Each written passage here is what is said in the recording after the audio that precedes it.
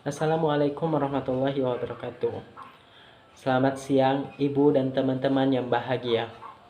Pertama-tama, marilah kita panjatkan puji syukur kehadiran Allah SWT akan telah memberikan rahmat, kesehatan, keselamatan, sehingga kita dapat berkumpul pada siang hari ini dalam rangka melaksanakan perkuliahan pada siang hari ini. Terlebih dahulu, izinkanlah saya memperkenalkan anggota kelompok 10, terdiri dari saya sendiri Uldi Maulana sebagai moderator, Kusno Kotima sebagai pemateri pertama, Esi Wulandari sebagai pemateri kedua. Jangan lama-lama lagi, marilah kita mulai presentasi pada siang hari ini. Untuk Kusno Kotima sebagai pemateri pertama, kami persilakan. Assalamualaikum warahmatullahi wabarakatuh. Perkenalkan, nama saya Husnul Hatimah, NIM 12016114. Saya selaku pemateri pertama akan membahas tentang pengertian Qawaidul Khamsah. Pengertian Qawaidul Khamsah ilmu yang berhubungan dengan ilmu fikih, yaitu usul fikih, qawaidul fikih, muqaranatu al-mazahib, falsafah hukum Islam. Kaidah-kaidah fikih sangat dibutuhkan dalam melakukan istinbat hukum atau pengambilan dan penetapan hukum. Karena kaidah-kaidah hukum itu merupakan instrumen dalam menetapkan hukum. Apabila diibaratkan dengan sebuah mesin, maka kedudukan kaidah hukum itu sebagai onderdil-onderdilnya.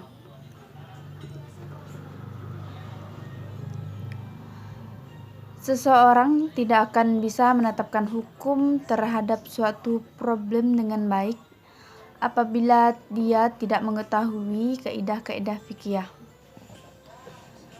Fikih itu terbangun dari 5 kaidah yang akan diuraikan sebagai berikut. 1. Segala sesuatu tergantung tujuannya. Dalam dasar hukum kaidah ini adalah artinya sahnya perbuatan tergantung pada niatnya. Penjelasan hadis diriwayatkan dari orang-orang dipercaya seperti Umar bin Khattab dan Ali bin Abi Thalib. Selanjutnya, ulama membahas niat dari 7 bagian, yaitu hakikat, hukum, tempat, waktu, tata cara, syarat, dan tujuan niat. Maksud niat adalah untuk membedakan ibadah dari adat yang serupa dengannya. Secara garis besar, maksud dan tujuan niat ada 2. Yang pertama, untuk membedakan antara ibadah dan adat. Contohnya, wudu dan mandi jinabat. Karena dalam ibadah tersebut terdapat aktivitas yang sama dengan kebiasaan atau adat, seperti membersihkan badan dan mencari kesegaran. Maka niat disyariatkan untuk membedakan keduanya.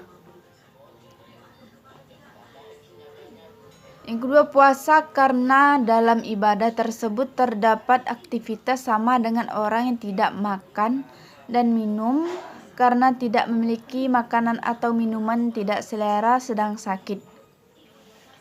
Maka niat disyariatkan untuk membedakan keduanya. Selanjutnya, kedua yaitu membedakan tingkatan ibadah wajib atau sunnah. Maksud menentukan ibadah menyebutkan zuhur atau asar.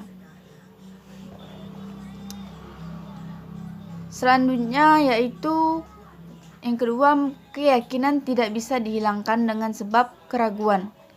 Penjelasannya yaitu yang A, kaidah baqo ma kana ala ma kana, atau keadaan yang ada menetap keadaan sebelumnya. Maknanya, hukum yang berlaku sebelumnya tetap berlaku sebelum datang hukum yang baru, seperti orang yang meyakini dirinya suci atau punya wudu, lalu ragu apakah berhadas atau semisal kentut atau tidak, maka dihukumi suci.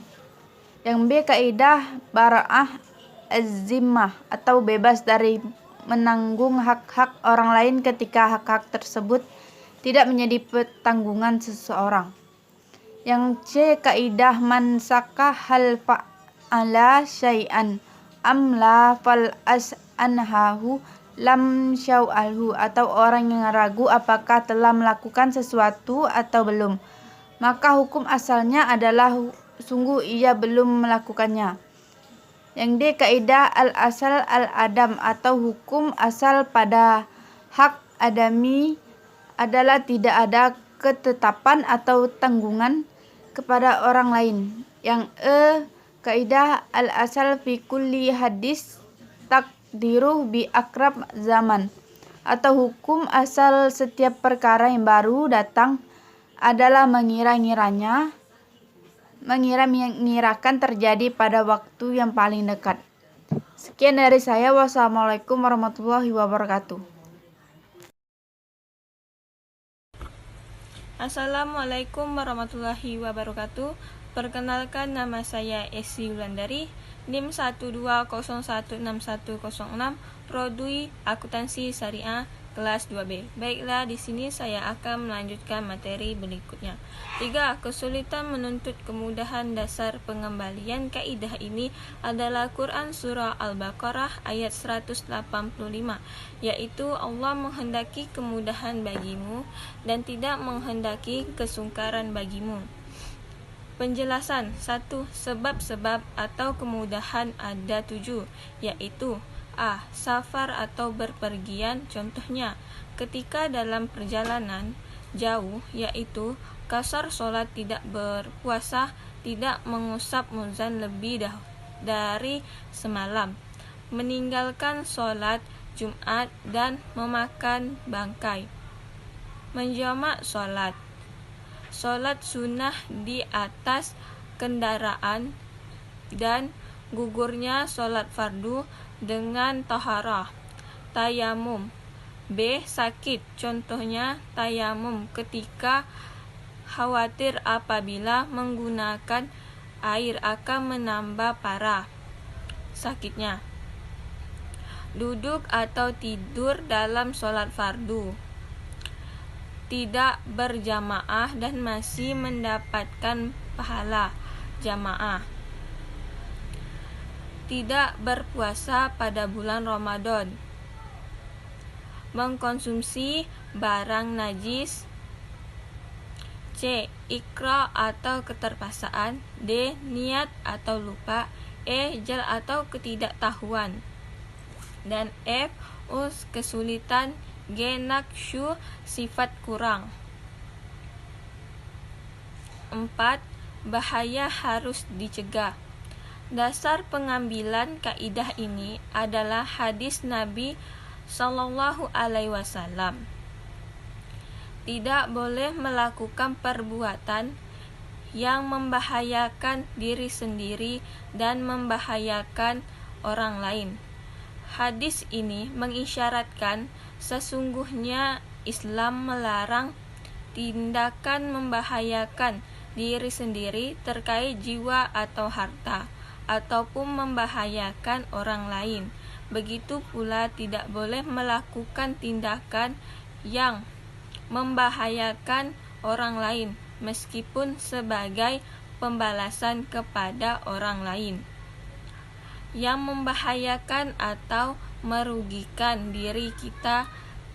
Kaidah ini menjadikan landasan berbagai macam hukum fikih, di antaranya kebolehan mengambil atau mengembalikan barang yang sudah dibeli karena ada catatannya yang menghubungkan pembeli. 5. Kebiasaan bisa dijadikan sebagai hukum. Dasar pengambilan kaidah ini adalah hadis Nabi, arti yaitu yang dilihat atau dianggap baik oleh seorang muslim, maka menurut Allah Subhanahu wa Ta'ala adalah yang baik-baiklah. Sekian, terima kasih. Wassalamualaikum warahmatullahi wabarakatuh. Baik, di sini saya akan membacakan kesimpulan dari penjelasan dari teman-teman saya tadi. Qawaid fikih merupakan hasil atau kesimpulan dari hukum-hukum fikih yang terperinci atau juz'iyah dan terpisah-pisah sebagai hasil akhir dan ijtihad mereka. Lalu bagaimana yang terpisah-pisah tersebut diikatkan menjadi ikatan atau kaitan? Kaitan-kaitan yang ditentukan para ulama pada dasarnya berangkal pada menginduk kepada 5 kaid pokok. 5 kaidah pokok inilah yang melahirkan macam-macam kaidah yang bersifat cabang. Sebagian ulama menyebutkan kelima kaidah pokok tersebut dalam istilah al-qaid al-khamas atau kaidah-kaidah yang 5. Kelima kaidah tersebut sangat masyhur di kalangan mahat al-faqih khususnya dan dilakukan mazhab lainnya umumnya meskipun urutan tidak selalu sama. Kelima kaidah tersebut: 1. Segala sesuatu itu tergantung pada Tuhannya. Ala umuru bi'ikasidiha. Kedua, kaitan tidak bisa dihilangkan dengan keraguan. Ketiga, kesulitan itu menarik pada kemudahan. 4. Kemalaratan itu harus dihilangkan. Kelima, kebiasaan dapat dijadikan suatu hukum. Sekian, wassalamualaikum warahmatullahi wabarakatuh.